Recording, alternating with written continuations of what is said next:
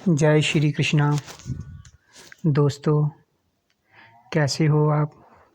आशा करता हूँ आप और आपके परिवार में सभी खुश होंगे, स्वस्थ होंगे। आज मैं आपको शत्रु को झुकाने का और शत्रु का नाश करने का एक मंत्र बताने जा रहा हूँ। एक मंत्र की जानकारी देने जा रहा हूँ। तो आप ध्यान से वीडियो को सुने, पूरी वीडियो देखा करें। जय ग्रामीण एक मंत्र है जो बहुत बार का आजमाया हुआ है। हमारे ग्रामीण क्षेत्र में क्या होता है, सबसे ज़्यादा जादू तो ग्रामीण क्षेत्र में चलता है। तो ये भी एक मंत्र है, इसको काल पाठिया कहते हैं। जे काल बाण भी आप इसको बोल सकते हैं। ऐसे इसको काल बाण बोलते हैं, ऐसे काल पाठिया बोलते हैं। तो ये बहुत ही खतरनाक शक्ति होती है। तो जब ये किसी के ऊपर छोड़ा जाता है तो शत्रु को खून की उल्टियाँ आना शुरू हो जाती हैं।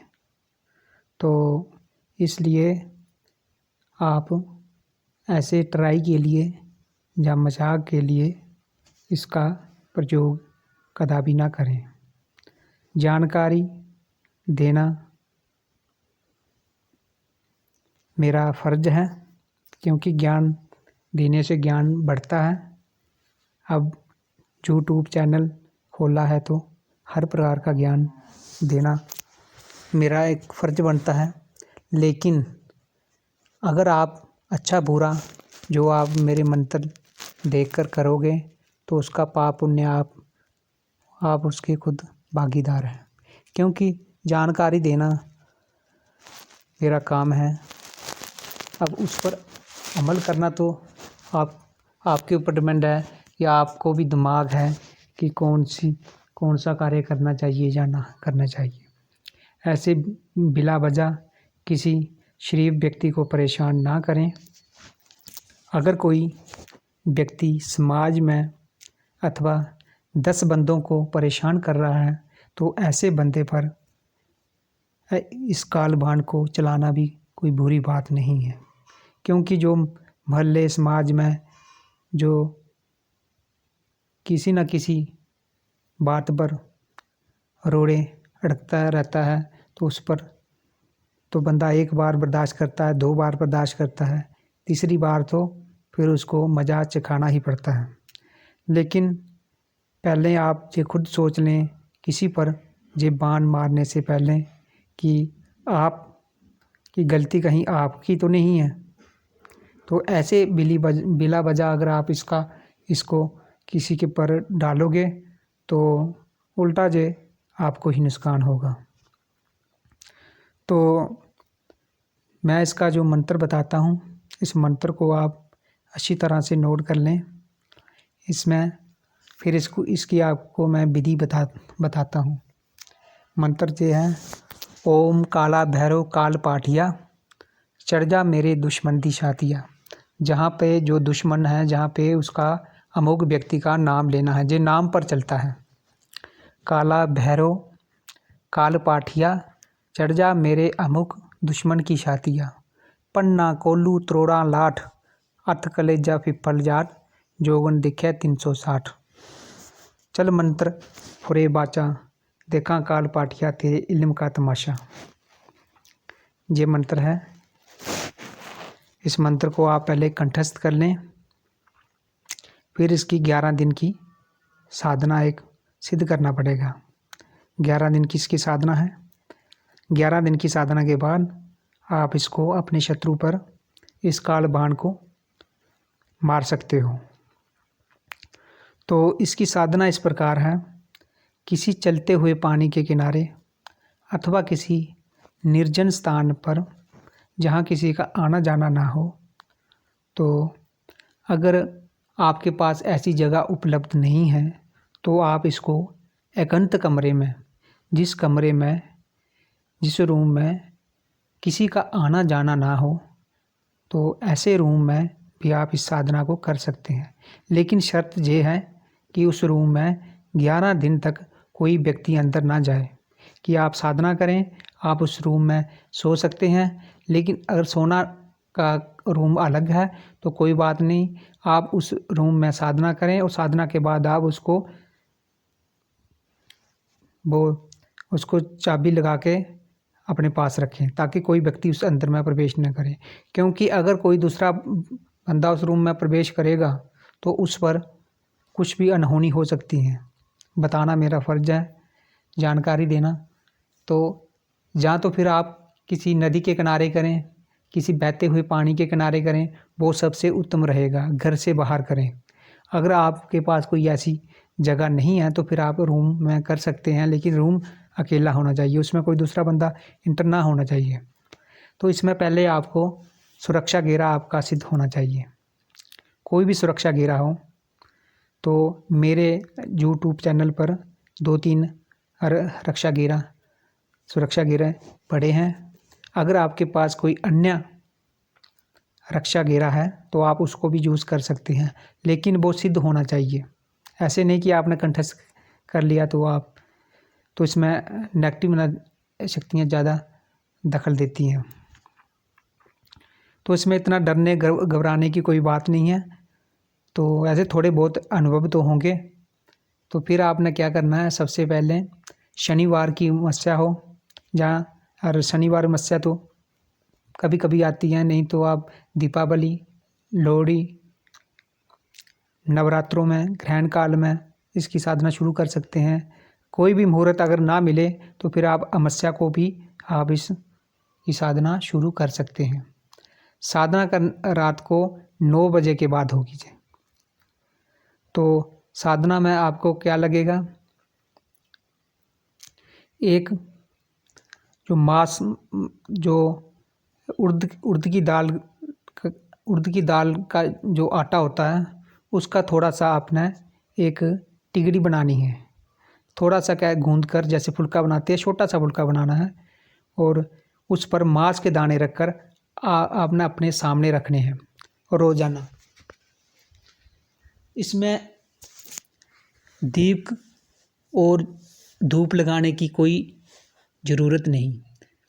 तो बस उसमें जो आपने उड़द की दाल का जो आटा बनाकर उसका जो आपने एक छोटा सा टिगड़ी जैसी बनाई होगी, फुल्का जैसा बनाया होगा, उसको पका कर अच्छी तरह ले जाएं अपने साथ।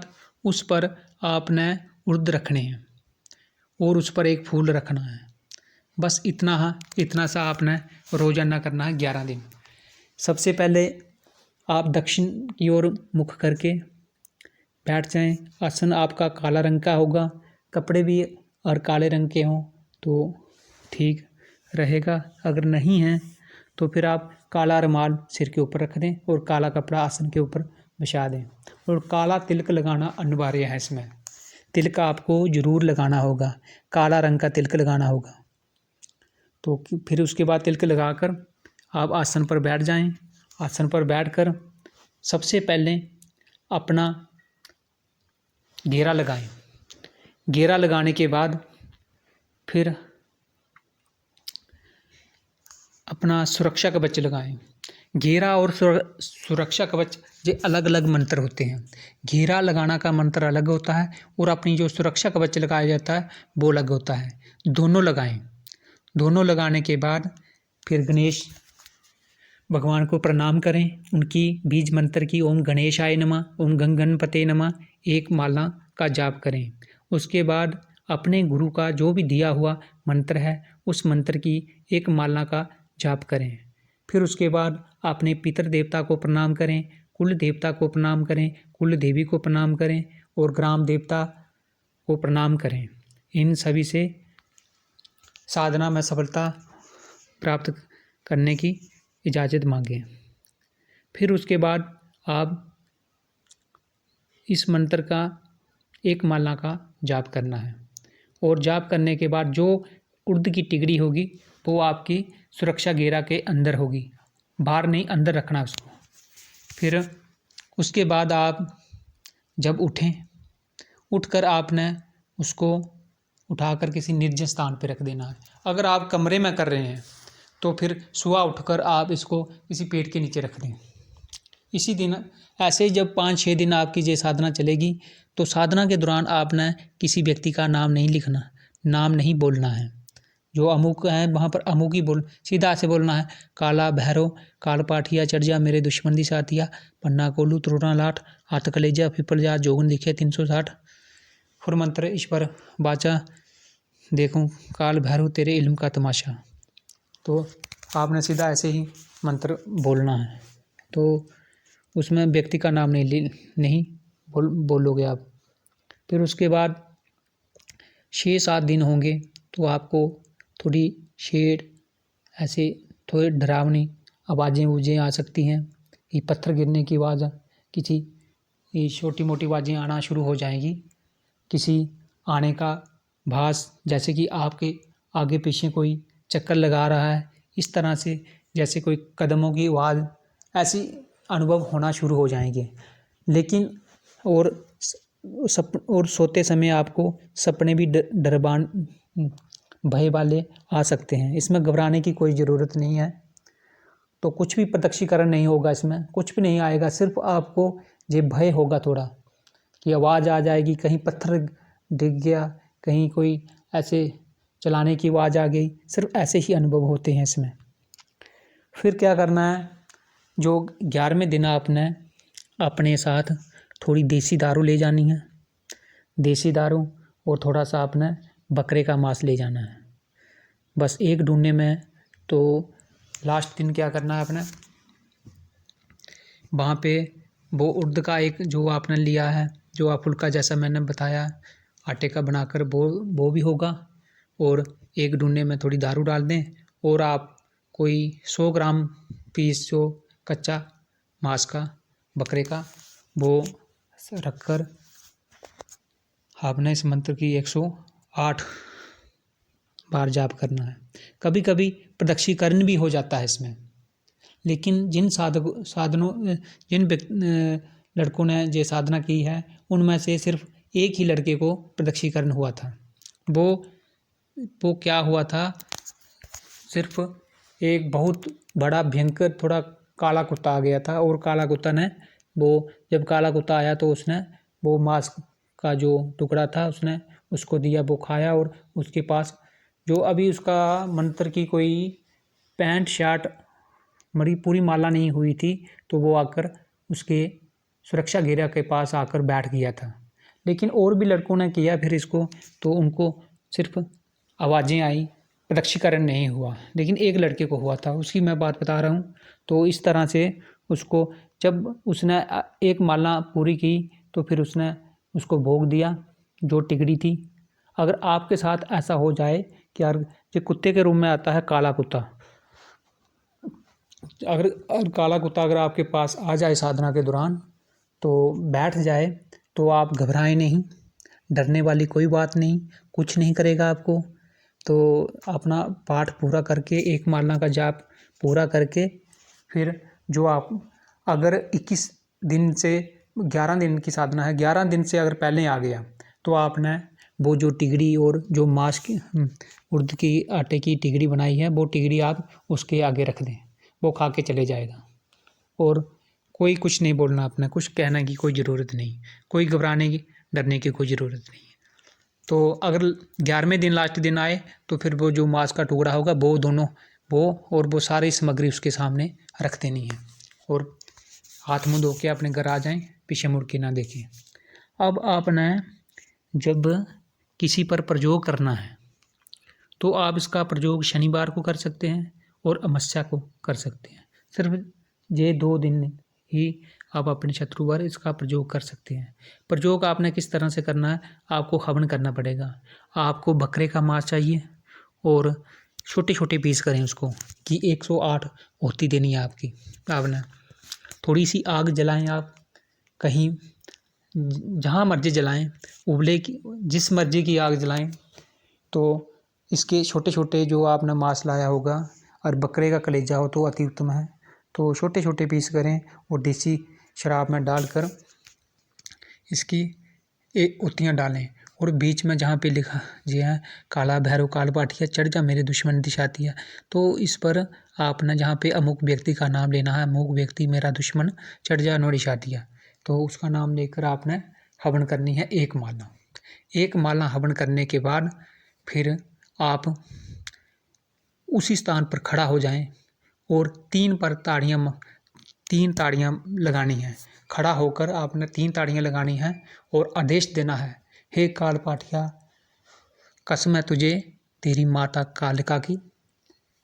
अब टाइम रख लें आपको जो भी किस तरह का कष्ट देना है अपने शत्रु को, कौन सी जगह पे इसको दर्द देना है, कौन सिर दर्द देना है, टांग दर्द देना है, जो भी आपकी इच्छा है ऐसे करके उसको आदेश दें।